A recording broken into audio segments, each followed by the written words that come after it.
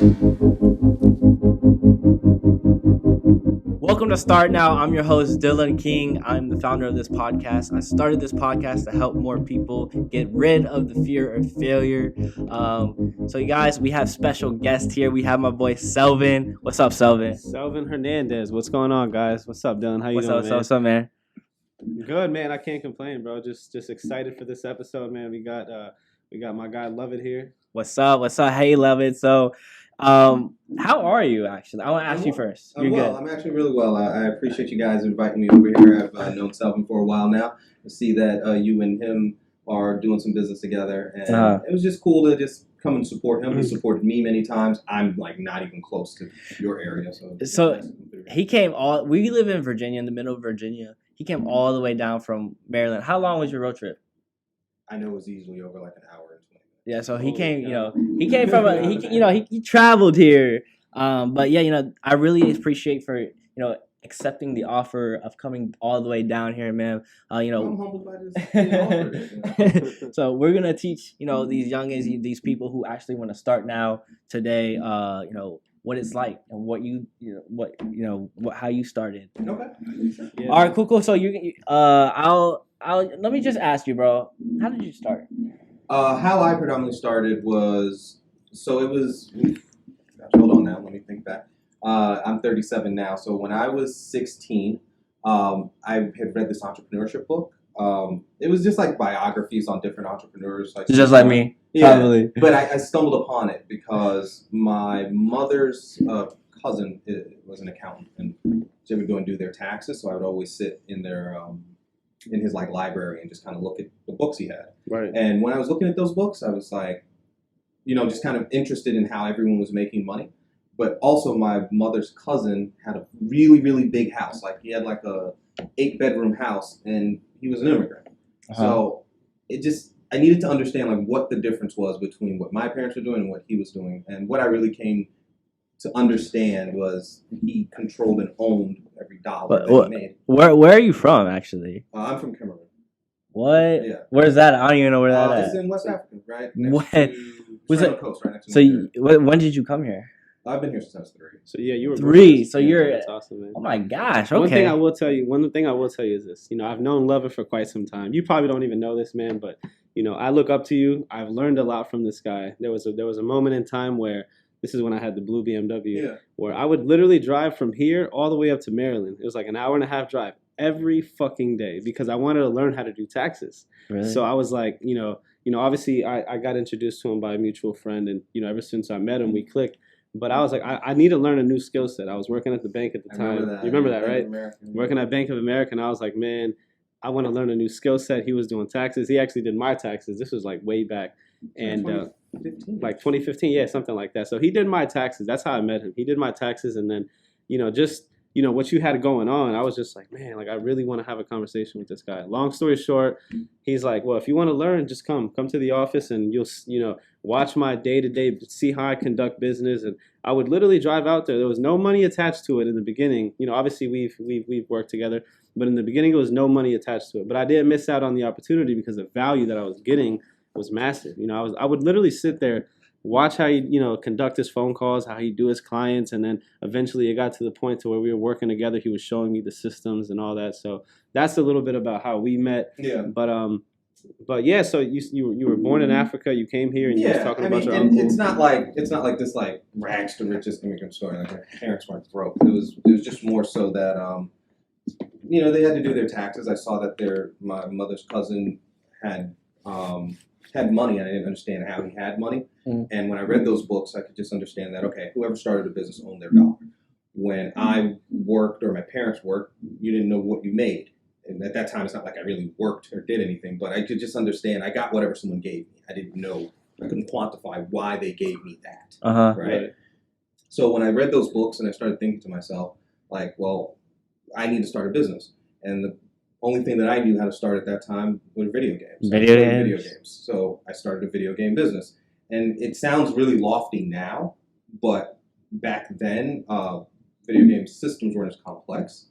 So you could start a video game business. And mainly what I did is, this is when everyone probably used the internet to like download CDs and burn CDs. I used the internet to find a manufacturer for memory cards, because at that time memory cards were very expensive. Like so what cycle were we in back then? We were in the cycle of PlayStation 1. And going into PlayStation 2. So I made memory cards. So you started when you were in high school? Yeah. Like was it hard or? It wasn't hard because it was just video games. Like, so what I did to get the product into stores was really simple. Like when everyone else used to cut school, right? I chose to like cut school on those Fridays, but I would just call video game buyers. A toy buyer is like you'll call a corporate office. You'll say, "Hey, can I get the buyer to toys or video games?" They'll send you over to somebody. You'll either leave them a message or they answer the phone and you tell them what product you got and you're trying to get an appointment. So I did that for all of the year that I was 16 going into 17, would call Toys R Us, KB Toys. These are all companies that no one knows anymore. Wait, so did you have that like rich dad, poor dad mentality when you were like starting your own business, or were you like, no, you really didn't know anything? The only thing that I liked about it, and specifically, is just that I wasn't going to get a job, not because I was defiant and didn't want a job. My mother wasn't about me having a traditional job in that way. Not because she wanted me to be an entrepreneur. She was just like, "What are you going to do? Like work in a cinema?" And it doesn't mean anything. You know? Right. So I needed to figure out something. This isn't like a school project or nothing. I just needed to figure out how to make my own dollar. And when I saw that you could become rich doing it, I said, "All right, I know video games. Let's do video games." Why did I choose memory cards? Because I couldn't program a video game. But I saw what third-party accessories made. And for anyone who doesn't understand what a third-party accessory is, it's like you have an iPhone case, and the case that you buy in the middle of the mall is a third-party accessory. Yeah. Right? So I just needed to figure out what to do. And when I did figure it out, I needed to learn where I could manufacture it. How did I figure out how to manufacture it? So at that time, turn of the century, I'm on, I can even remember Ask Jeeves and I want to say Netscape. I can't remember if it was Netscape or not, but I would just, search. And finally I found a place who had what is called a serial protocol analyzer. That's really technical, but it's the best way I could say it. It's like where you take a circuit board and you reverse engineer that circuit board and you find out how they made it and what chipset they used to make it. Right. I didn't know that, but I got someone to do it for me.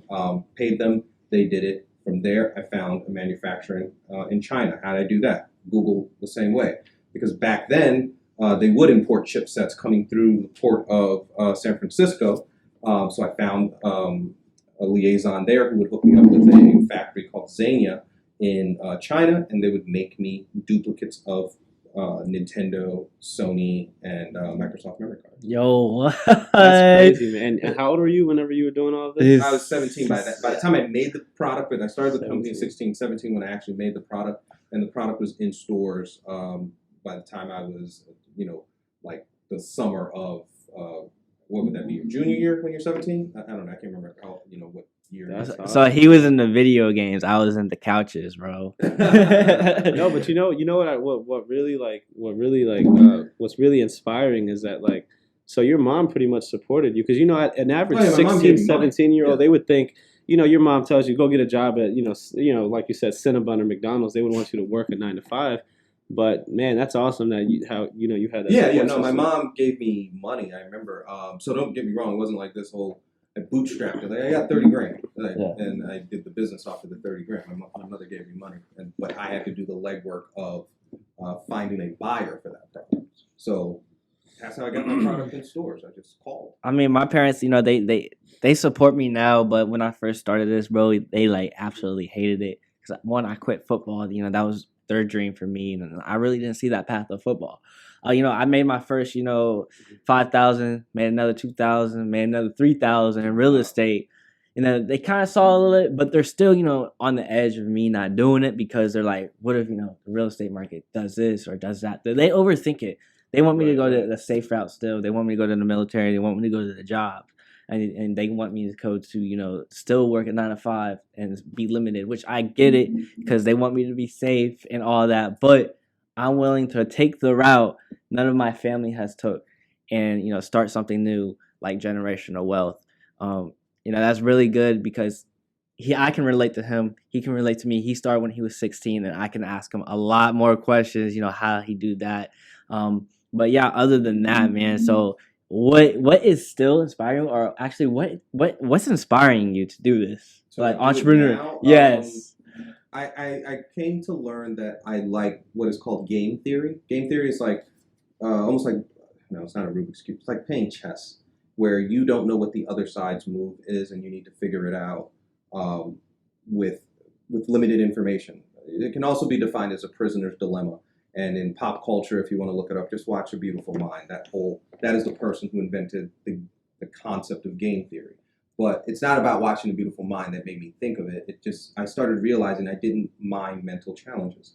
And that's all entrepreneurship is. It's just a series of challenges that you figure out, right? So I don't know. Maybe I'm a masochist. I like it. I like figuring out challenging situations. That's awesome, man. You're a genius. No, you are. You know what though? I'm very I'm curious though, because I want to know a little bit more about you, and I'm sure people are gonna want to know more about you as well. So you did the video game thing, and obviously, eventually that kind of died down, right? So tell us a little bit about just went bankrupt. Holy cow! So at that age, whenever you had that, I'm assuming that partnership with Toys R Us, and you got your product into the stores.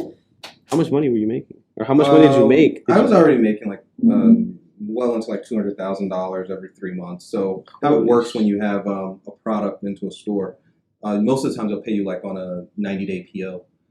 So they'll purchase it, you give it to them, they'll pay you 90 days later. So we would always every quarter, get a sizable order, and then we weren't even in the whole country. We were just mostly on the East Coast into the Midwest, and definitely the southern East Coast also. Gotcha. So we would make that roughly every 3 months, and as we were going into the new year into my sophomore year of college, and we were trying to expand into more toy stores. For whatever reason, toy stores are getting their asses kicked in this country. Yeah, you got Amazon, you got all this, e-commerce type stuff. You don't have to go to the store. This is when it was approaching, remember, so this was 2000, way back. 2003. This is what I'm trying to tell you. Back then, it hadn't quite caught on yet, but the toy stores were slowly leaving, and then by the time it was 2005, most of them were gone. Yeah, and it was crazy because I miss Toys R Us, bro. By the time you even missed it, it was bankrupt 2 times before. Yeah, I understand. I totally understand, but it's all called evolution. But man, you motivate me so much. You came in here, all smell good. I might have to get your cologne, bro. But other than that, bro, Selvin, I love you, bro. It's blessing to be on you. I did not say that one time. I don't think on this podcast, bro. You are my partner, bro. Here it's all all the time, dude. Though, man. And it's crazy because, what advice would you give people? Is it for people or young people or how? And anyone who's struggling to start, anyone who needs motivation to start, anyone who needs to start now. I don't think it's as simple as motivation, but maybe I'm just in a kind of different headspace. It's more about knowing exactly what you want. I think all too often what I see with most young people, especially the ones that come across my office and my table, they couldn't tell you what they want. I knew what I wanted to do since 16. And it's not that I wanted to be in the video game business. I wanted to be an owner of something, right? One thing I didn't even learn until many years later was about scalability of business, but I always knew I wanted to be an owner of business, right? So what I would say to anyone in terms of advice is figure out exactly what you want to be. And when I say that, it's what does your life look like 5 years from now? I can envision what my life looks like 5 years from now. Right down from the car that I own to where I live to my office. And people who know me, from Selvin even being at my office and other places like that, I've envisioned those things. I like views. My office has a view that you can see all the way to National Harbor. It's nice, man. You can see the entire nothing. It's not. There's no. I might have to go up there, bro. You should come. Yeah. How much is it a month? 5,000. What? And I'll tell you right now, bro. The view is crazy. When the sunset goes down, you could see it. And let me ask you a question, man. You still got the Maybach? I have a Rolls Royce Phantom now, but I still have. Do you drive it? Or someone drives it for you? No, I have a driver. I've had a driver. Bro, that is motivating. Since Selvin has met me, I've had a driver. So probably since I was I'd be chilling in the office and the dude just be out there just waiting. Nah, bro. Oh my god, dude, I'm like that's motivation for me. You know, it's on my that's podcast. Something I envisioned. That's the thing. Yeah, it was like very. It's not like so. Most people take it like a stunt or something like that, but it's very specific. Like I envisioned, like I wanted my life to be a particular way. So like I say with motivation, it's like you gotta know what you want your life to be. And it's crazy because most people limit themselves. Most people think they can't get all the Rolls Royce, the Lambos, the watches. Most people think it takes hard work. It takes 70, 60 years to do that. No, it doesn't. It really doesn't. I'm telling you guys, it really doesn't. What's the biggest cautionary tale I'll tell you about any sort of like, oh, I want the Rolls, I want the Lambo, I want the big house. You have to quantify what it's actually going to cost. Like, especially like you guys in Virginia, like there's a value or a cost of a house that's 8,000 square feet, right? That would be considered like a big house. To maintain, it's going to cost maybe $100,000 in a year. So, Can you pick some like flighty career of saying like, oh, I want to be a photographer and make that? Probably not. You follow what I'm saying? That's why you care about what life you want, so you can understand what you would need to spend. What you need to spend to get it, but what you need to make to get it, and most of all, what careers pay. Right. The biggest thing I see success in, and I see anybody success in, is my phrase: find the problem, sell the solution. Dude, that is the biggest anything you can do, because if you're helping people out and you sell it for a higher price or you upcharge them, it can be worth anything. But other than that, bro, how would you use your story to inspire most other people? Wow. Inspiring people, like I said, I don't have like that rags to riches kind of thing. It would be that's a good question. I've never even thought about that. Hell, I didn't even know that I even inspire people. To me, you're inspiring me, bro. Because to me, it's just a function of something that I do. It's not so much of a oh my gosh, if I can just reach for this. It's like it's really ones and zeros. Like I want this, I input this to get that. Inspire? I couldn't say. I don't know. All right, so let's break it. Where do you see yourself in 10 years from now? 10 years from now, well, even before 10 years from now, I'll have a publicly traded company. I own a particular type of company. It's a debt company, not credit repair, but solving people's consumer-related court debt. So I'm going to have a publicly traded company. I have an app. And you have an app? Yeah, I have an app right now, that's attached to that company. I'm the only one who has that kind of Wait, app. You created the app or you hired someone? No, I created it. I just had someone program it. Yeah. I'm a program, No, but I still created it. And the reason why I say that is because the way the app looks and how it's broken down, I did every frame of it. I just had someone actually, code it. Right. Yeah. It is very specific. It's called debt negotiations. Like where if you get a lawsuit for like not paying a defaulted credit card or something like that, they're generally going to take you to court. My business and that company gets that solved for you without you ever going to court, you using an app, and you never have to really call anyone. That's crazy, bro. That's crazy. That's Most super people crazy. Who are watching this might be too young to even understand. Yeah, you will come into it at some point, and you will try to figure out how to get out of that situation.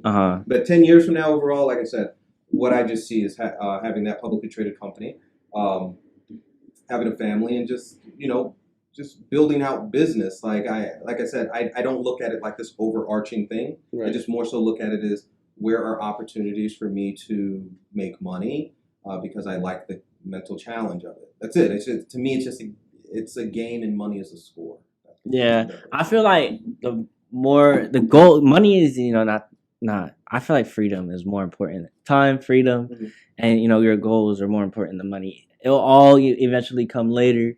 When you build like your own infrastructure in like entrepreneurship, like Selvin has now taken more of a role of like building all this now. And I bet you could tell you has more freedom, right? Like you get the freedom, and it's your responsibility of what you do with the freedom. A lot of times in entrepreneurship, you'll get the freedom before the money, and it depends on how you utilize that freedom. That's what I'm trying to do. I mean, I've got the money there before, but like I'm trying to get more freedom. Like I hired 3 cold callers. I mean, I'm still in the process of getting a negotiator, and then I got an acquisitions manager. But I'm trying to get the freedom so I can, I'm super busy. I have mentorships. If you guys want to go to my mentorships, go to my mentorships in my bio. Say mentor. ship if you guys want to be mentorship to learn how to make a 6-figure business in real estate. But yeah, so I'm literally busy at 16. Plus, I have school on top of me, and then I have my haters, which I don't. My boy's in school, bro. He's doing all this and going to school. Why don't you just go to school? I mean, you've already advanced. Dude, I tried. I mean, I tried. My parents, dude. You have them parents that still want you to succeed. You just go to Nova and graduate. I But at the end of the day, look, you're about to graduate, and it's whatever, Just get it over with, and then from there you can go. Yeah. I feel like once you get into entrepreneurship, especially at the level that you're at this point, it's like a video game, right? Yeah, that's it's all like it really is. once you reach a certain level of success, you're like, all right. Why haven't you guys subscribed? Subscribe, like, and share. Thank you guys. Start now. Cool, I've done that. It's like you beat the game. Now it's like, what's next? Mm-hmm. And then I always tell people this, though, because a lot of people, I bet some people might think like, man, you're real materialistic. You got the Rolex on, and nice watches, man. You got the chains and all that, brother. You got the chest out open. Yeah, no. But nah, bro, I want to tell y'all a story. Me and him were at the bar, bro. It was crazy because chest out open, bro. And it's like funny to me. I'm always gonna remember you because that's what I I'm feel like you look good. Like, what it really says, depending on who you are and how you are, is just that you call your own shots. Like, most people can't call their own shots. They must be beholden to what is their image, how other people perceive their image, and what it is. But I can tell you, when you get to a certain level, I don't answer to anybody. It's not about saying like, oh, I don't answer to anybody. Who are you? It's like my well-being and all those things are not predicated on what someone else's opinion is. It's more so based off of what is in my head. yeah. So, and it's funny, and it's cool you say that, because like some people would think it's materialistic, but then there's being materialistic, and then there's materialization. So true. You see where I'm going with it, right? So materialistic is like, oh, you're infatuated with all this nice stuff, but materialization is like, you see it in your head, you envision it, and then you just figure out the steps on how to get there. And once you get it, it's like, all right, that's materialization. It's like you just manifested it, Yeah. You see what I'm going with, right?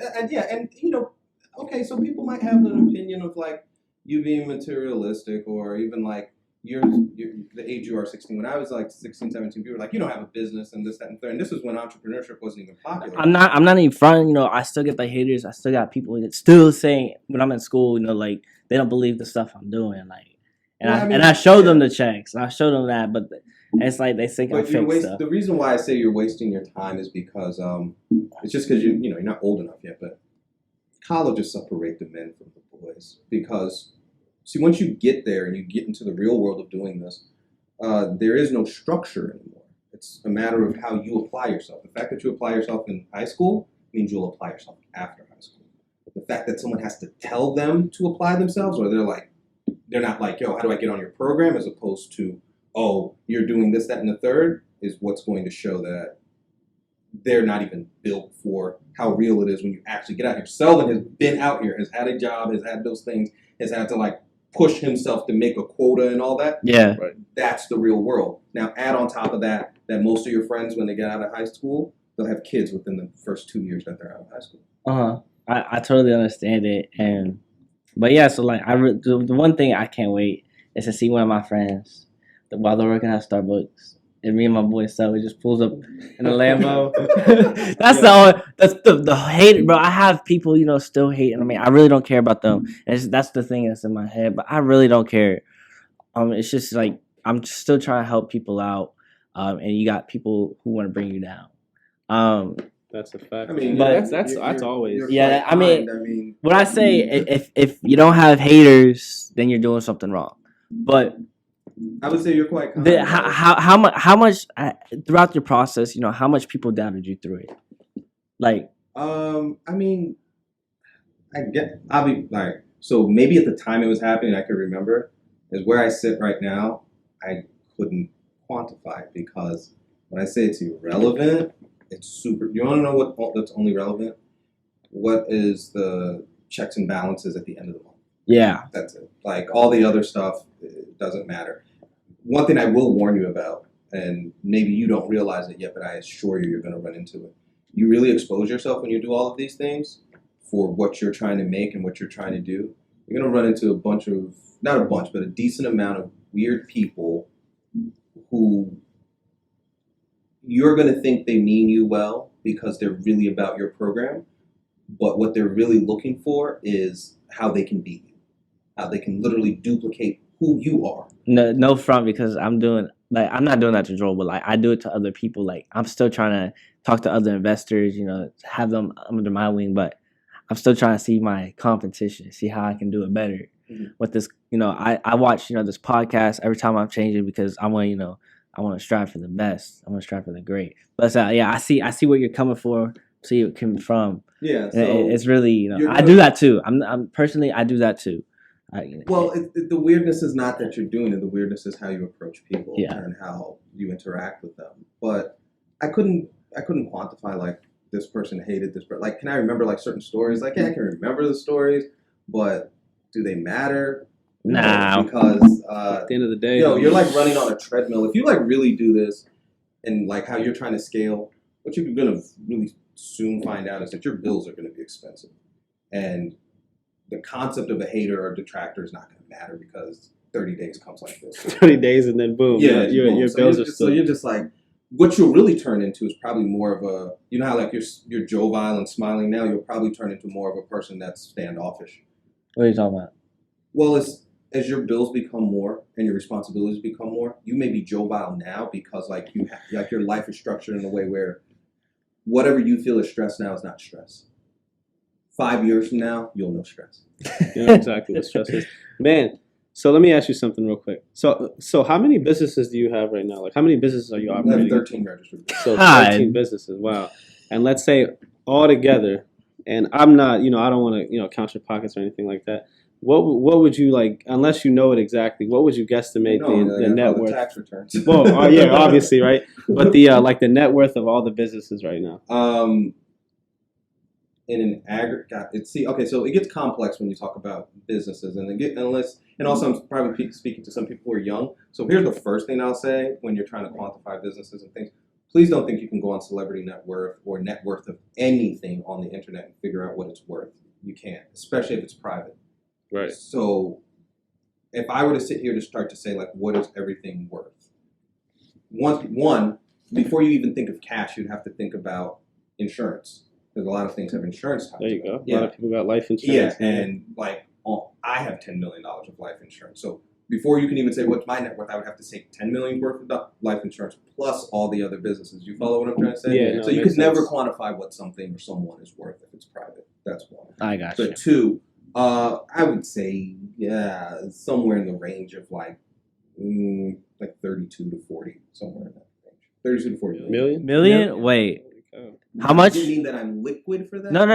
That's your gross, basically. No, it means that's what the assets are equivalent to. Oh, yeah. That if I wanted to, in some way, start to cash them out and liquefy them, I could probably get somewhere around that amount for them. Or if I couldn't get the amount by selling it, I know for sure I could take an equity loan on those assets and I could materialize somewhere around that. No, that's crazy. That's awesome, man. That's super inspiring, man. You inspire me because I'm gonna look up to you too. I look up, of course, to Selvin. He's my bigger brother, but what you really want to do is figure out how whatever you're doing, turn it into a business that is scalable. Like here, all right, because we're talking. Drop some game. I was planning on doing like services too. Drop some game for us. All right, so here's one. Here's really what you want to do. You want to make $100 million in what is today's economy. It has nothing to do with, like I get it, people real estate wholesale, do all these things. That's how you get money in your pocket. That's how you get cash flow. You want to make $100 million? Come up with a business that is scalable. Scalability means that think of like your social medias where it has a wide range of all ages that can use it. Right. There's constantly new people always coming into it because there's always someone turning, 13, 14 all the time and engaging into it. And they don't have to be turning 13 or 14, but they always have to be engaging into whatever that solution is. Then turn that into a very simple to use product, such as like tech. This is why fintech is so big. And once you do that, it doesn't matter if it makes a profit. You can get a multiple on its potential revenues, and you could sell it for $100 million plus. So let's make it real for a second. So like the debt business I have, why would it be 100 million plus? Simple. The business serves people who have consumer debts. Mm-hmm. Consumer debts are the biggest thing that people can ever have, right? If the economy is good, you usually get more credit, buy more houses, buy more investment properties, buy more anything that is an asset. If the economy is bad, you'll default on those things and you'll have to sell them, or you'll have to take the loss and, go bankrupt, right? Right. Well, in either market, I'm going to make money. Now, how often do I make money? Well, every time someone's looking for credit or debt, at all times. If you are 18 years old and above, you're looking for credit and debt, because it's school at 18 and all the way till you die. It's mortgages, homes, more school for your children, et cetera, et cetera, et cetera. Credit cards, there's always debt. That is a scalable business. It's really wide. It constantly keeps scaling. When the market is up, it scales because people take on more credit. When the market's down, more people default. Therefore, I do more business. But I'm always going to do business. Now, you take that and you quantify it into like financial technology, making it simpler with like an app, or just something that makes it easier for the person to engage and solve their problems like you're talking about. You do that, they'll give you a multiple of 10. Your business makes $2-3 million, they'll give you a multiple into the future. Someone else will come in and help you put an equity round, raise the size of the business. And that's how you make $100 million plus. And it doesn't take you 5 years. It could take you like 3 years. Yeah, you know how like our business is like super small. We only like 5 people, bro. Like I feel like to make 100 million or 1 billion, bro, scale up to that, bro. It has to be worldwide, or Doesn't have to be worldwide. or United States. U.S. nation. It has to be able to climb into a lot of people, of users. Yeah. So like how we only go from one person to the next person to the other person. Like most people, most of these big brand stuff, they're catching a lot of people's eyes. A lot of people are going to them, and they're driving a lot of traffic. Listen, man, what 7.8 billion people in this world? Yeah, I tell people this all the time because obviously this entrepreneurship is to inspire entrepreneurs or aspiring entrepreneurs. Look. And obviously you're a testament to this as well. In order to make money in this country, right, you have to have either some type of product or service. And you told me this, right? Yeah, correct. Yeah. Some type of product or service. A lot of stuff that I know about entrepreneurship, I learned a lot from this guy. But either a product or a service. There's 7.8 billion people in this world. If you can't find one person to pay you something, whether it's an ebook or whether it's signing up for the debt consolidation or whatever, like. You're crazy. Like there's 7.8 billion people in this world, and the average job pays between like 30 to 60K a year. You can make that 10 plus starting your own business. Yep. And it's crazy because the first day, bro, the first day I said I'm doing a mentorship, I got 3 shares booked. I made over $3,000, $4,000 in one week, bro. Basically, then I got. Yeah, exactly. And nobody sees that. And plus, I showed the big checks on real estate. Nobody believe that. I don't like to show the checks. I don't like to show the money. I don't like to show all that because I'm not really like that to showing flashing money. Look at here. I'm wearing Calvin Klein. This is probably like $30. This $20. I'm not flashy like you. You have all the jewelry. But I'm not. The funny thing is, I'm not. I'm not saying anything. I'm not saying anything's bad about that. But like, I like to keep myself. I like to be. I'm not rich yet. I'm not $9 million. I'm not, worth over, all that. But like, I'm training myself to, be more fragile with myself, not to be flashy. Obviously, I just bought a Camaro, and a lot of people look at me and they think my parents bought it. If you bought the Camaro yourself, you're already flashy because your your peers have to sign up for the military to get a Camaro. No, man, and there's nothing wrong with it. There's nothing wrong with it. I mean, you have to splurge someday, but I think you have to like embrace listen. That's why I say like, who are you? You know who you are. Yeah. Me, I'm very clear on who I am. I'm not the person that is going to shoot the shit with you. I'm a person who, like, we're going to make money. Yeah, exactly. Like, that's what we're going to do. Yeah. So if you don't like nice stuff, it's going to be hard to be around me. Not because all I want to do is because what I'm thinking about is scale. Yeah. And when you have a lot of scale, that's what makes you tend to spend money. Not because you're flashing it. It's because it's the equivalent of $100 because you're bringing in $100,000. So you don't care if that thing costs $1,000. It's not anything. Next week you'll have another check for $10,000. You follow what I'm saying? That's what leads you to spend that money. It's not so much that it's like two things. It's either the money comes really easy, or you're trying to keep up with like a peer group. Like Selvin knows me. I don't hang around a bunch of peers like that. Not because I'm better. It's because I got serious stuff that I got to do, and I have employees, and they eat because I make money. So I can't play in that way. But you will see, if you really want to understand who you are, really, you're going to get to a point where you make a certain amount of money, and that's kind of who you are. You know, so yeah, and it's just sad because I see all my friends, well, all my ex friends, you know, they buy all the Gucci, the Louis, bro, and then like a friend of my class. I'm not even affording. I know this. I don't know, bro. I don't. Bro, no. They're probably fake. People who had Gucci, anything. When I was Yeah, and it's crazy because, and then like people think at school, why don't I have the Louis, the Gucci? I'm like, bro, who am I flashing? They're like, but still, you know, they made fun of me. We still got to take a step back. How are y'all affording it? For real. It's called parents, bro. Okay, because so he goes to a rich white school. Okay, because I'm just saying. No, bro. Stafford is not. Stafford is not rich. There's only about one rich person there, other than me. Compared to the school that we went to. Nah. I mean, Freedom was alright. But I mean, like, are kids really wearing $1,000 pair of shoes? Yeah, but they splurge it. If they get it and they get the chance to do it, they have to get it like ASAP. They don't know anything about investing. They don't know anything about that. It's just that like consumer mindset. Like you probably work at Chick-fil-A, you get a $500 check and you spend that on a belt or something. It's the same thing. The belt's $350. Like I'm just trying to know. It's, Louis belts are $5 all day. It's because this economy has became more like instant. We want it now. Especially with our phones, our technology, bro. We want it now. We got everything now. If we want to go search something up in the internet, we can do it now. And I feel like that's more of that, and it's basically kind of more that they get the new job, they get the first check, and it's like right away. One thing I will, and a piece of advice I'll tell everybody is that once you understand the concept of long-term gratification, you'll be all right. A lot of people, like you said, they get their check, or they start a business and they expect to see results right away. I'm assuming when you first started the business, it's like you don't see results right away. When I first even got into the investment business, like what really got me rich, I didn't spend any money for 2 years, and I didn't go out. I didn't party. Like I had a good job. Like I could have partied, and I was in New York. I didn't do anything.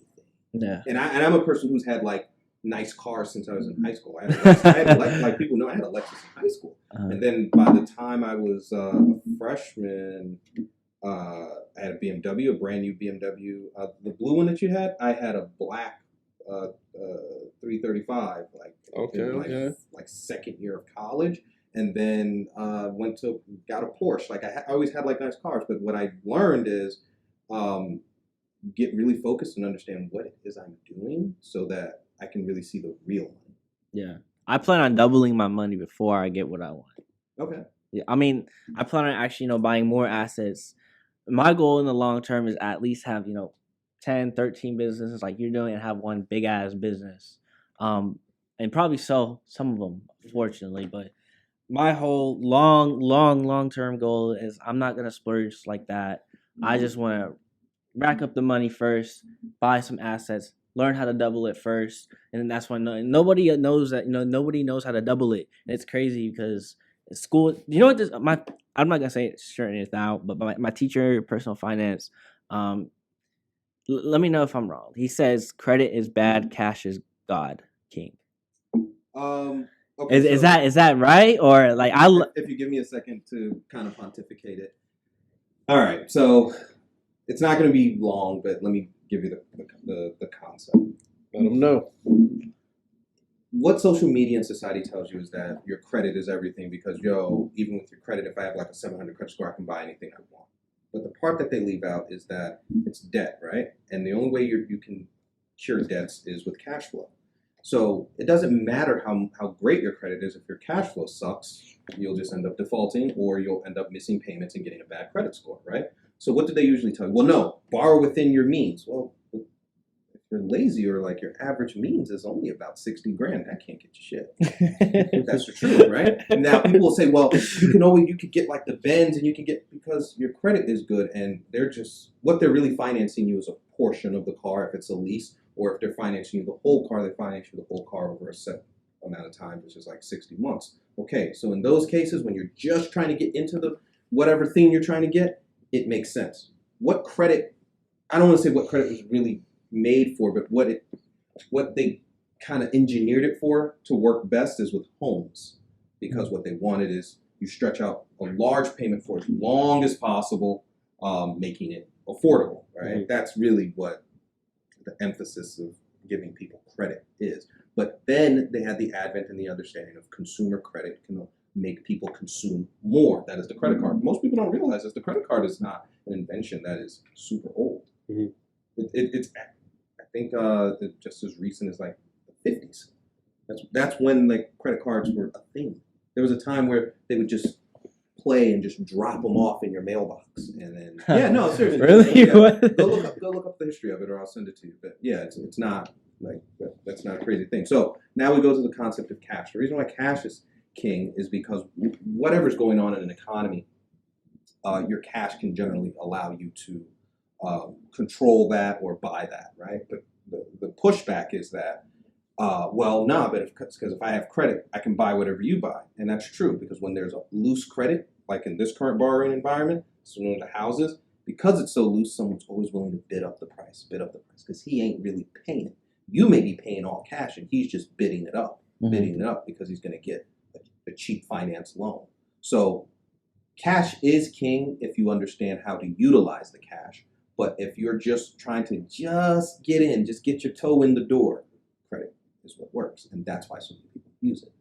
You don't really have to have it to get in. But sure shit, you got to have cash flow in order to keep it. Yeah, right? That's why. And, but the same thing, he teaches you, how to get a job 9 to 5, retire when you're 60, put in a 401k. It's just, I was really looking forward to that class. Like, I really was, but like, it's just stuff. Disappointing. It's disappointing. I'm like, bro, because why? You're thinking someone's going to show you and teach you how do I become a player in the game, like in the real game of what's going on. And I tell my personal finance teacher what I'm doing and how much I'm making, and this dude just okay. But it's like, I'm like, okay, bro. Why are people so? Because bro, I'm so much about like that you like why you can't make this kind of money. I don't know. I'm young and they don't see it, and it's just they think, because I was one of the popular kids, but I left them all. They were all doing the weed, the drinking. I left them all, and they hated on me because I left them. And they see me doing good. So what do they think you're doing when you're doing this exactly? Do they think like this is the idea of like someone who is lazy? I don't know, but this is not the idea of someone who's lazy. This is actually the idea of someone who's mature. It's actually someone looking for knowledge and someone who will run into an opportunity. Exactly, and not only that though, but like obviously you surround yourself by like-minded individuals, and that's like I don't think I have a friend my age. I ain't gonna. But you're not going to, because remember, it's about what are the averages. Like too many times we think about what are the outliers. The averages are most of the people who are your former friends. You are an outlier, so you're not going to have people who like a bunch of friends like you. If that was the case, the status quo would be a bunch of guys doing exactly what you're doing, and that's not what you're going to see. Yeah, that's exactly the reason why you want it the way that it is, like right now. It's just that you're young and you haven't gotten there yet. I've been where you are. The reason you want it this way is because you'll call the shots later. You can't call the shots now. It's not your time now. It's like adolescent time now. They're 23, 24, 25, and mark my words, like I'm telling you, most of your friends are going to graduate high school. They'll have children within the first 2 to 3 years after high school. So that's their life. It's peaked right there. And what you're doing, it's going to continue to excel up, because you don't really hit your stride till you're probably in your late 20s, 30s. No, bro. And then, I know it's going to be a long way, but I'm patient enough. I train my brain to be patient. It'll come faster. Yes, I know it will come faster. Obviously, it will. It came fast. Came my first 3 weeks when I was actually doing this business in real estate. But it's all about hard work and consistency. That's what I did. But obviously, we made the team. Me, Selvin, Carl, Joel. We made the team. We're still working. We just closed a deal for $40K. What, closing when? So it was on the 14th of this month. The September 14th, right? And literally in less than 2 weeks. Yes, sir. So we know we're doing good. We're doing good. Remember, if you put the work in, it'll work out. But I just want to give you what, like, crap. I forgot the question. Hold on. So what would you give people? Because I was probably back in April. I was on the urge of quitting. What would you give people advice to people like who want to quit, but like and see no results? Because I've got the deals. I got 3 deals my first 2-3 months, and it's just been rock bottom since then. And it's like I'm like, bro, I'm not seeing anything. I'm not doing anything. I'm like, bro, what the heck's going on? It's just like there's a time where I was like, bro, I was too lazy. Those are economic conditions. So what advice would you give for anybody that's just you start your new business venture, you don't see the results? What advice would you give anybody, especially any young, or actually anybody at any age? What piece of advice to keep them? Read a book called The Seal Way, SEAL, like Navy SEAL, The Seal Way. I can't remember the author of Actually, it. I'll write that down. But what you want to do is learn how to be mentally tough. It's supposed to kick you in the teeth. That's normal. Like it should beat you the hell up, and it's more a matter of how consistently can you get up and do it and do it and do it. It's like reps. Think about it almost like, because people love Kobe and stuff like that. It's not about actually pulling it off when you want to pull it off. It's about being prepared so when the opportunity comes, you can pull it off. And the only way you can be there and in that mind frame is by doing the reps every day. You could have a business, or Selvin have this place, and he could have no business for a month, but it's the determining factor of can Selvin come to work every day for that month? Because what most people work on is like, all right, if there's something going on, then I'll go do it. Right. But really, it's can I go every day? Because it's all brick by brick by brick by brick. Especially if you're ever building a business that's a project, it's brick by brick by brick by brick, every day, consistently, and you will come to see that it works out. Then the last part is, most people do businesses and they don't understand the economic conditions of the business in which they're doing. There's one thing to research, but there's another thing to understand, like what is actually happening in the economy and what's happening in what you're trying to do. Those things do matter in what's happening. Like when you were saying like, I couldn't find deals in this, and the third, I can assure you it's probably happening due to what's happening in government lending. And even if it's cash buyers, what they're seeing from the government lending side and their ability to maneuver when you bring them a deal. Mm-hmm. And if it's hard for them to maneuver in thinking, can I sell this property? Can I actively pay for the lumber to redo this distressed property? Mm-hmm. They might be more adverse in buying that property because the numbers may not make sense at that time. Like, you guys aren't into home building, but you ever notice why you're not seeing a bunch of new home construction? Because materials are expensive. Yeah, and it's crazy because, bro, we're using the 0.7 rule, 70% rule, and it's just crazy because if you take a $40,000 home, $400,000 home, you use that 0.7 rule, bro, that knocks you down to $250 or $280, I think. And like no seller is gonna do that. So like, no seller is gonna accept that. Right. And like, there's some sellers that were in fucked up situations that were in situations where they can't even afford it. Yeah, they'll file bankruptcy. Yeah, and they'll keep the home. They still won't even budge on that price. And I'm like, keep the home at bankruptcy. I'll still keep, bro. Let me tell you. Remember, I said I'm in the business of debt. So even if they're running into that situation, at the worst, they could say, I don't care what you're offering me, Dylan. I'm gonna file bankruptcy, and I'm still gonna keep it. But that's crazy. All right, bro. Where can they find you at, man? Man, you guys tag me in your. I'll tag you. I'll tag you. There, but I'm not selling anything. That's unfortunately like I'm doing this because Joe Selvin's my man. I want to support you guys, especially like you're a young kid. You want to get in.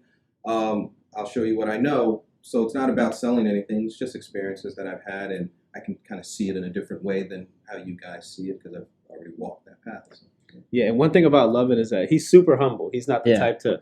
He doesn't promote, doesn't really post much on social media. He's kind of, always behind the scenes, but he's always working. One thing about this guy is that this guy's literally in the office sun up to sundown. Yeah. I mean, if you're gonna, I got a couch in there. If you're gonna pay for for your office, especially if you like. It's a little different in this setup. But like my office is more like it could just be a condo. It's big like that. But if you're going to pay for that, what you want is to really go. Like, what else are you doing? Right. I'm not partying. And I'm not partying not because like, oh, I'm waiting for this like ultimate goal. I'm not partying because, like I said, maybe I'm a masochist. I like the mental challenge. I love it too, bro. Like, give me a problem, bro. I'll figure out that solution. Yeah. If you want to watch the rest of this episode, subscribe right now. Let me ask you something.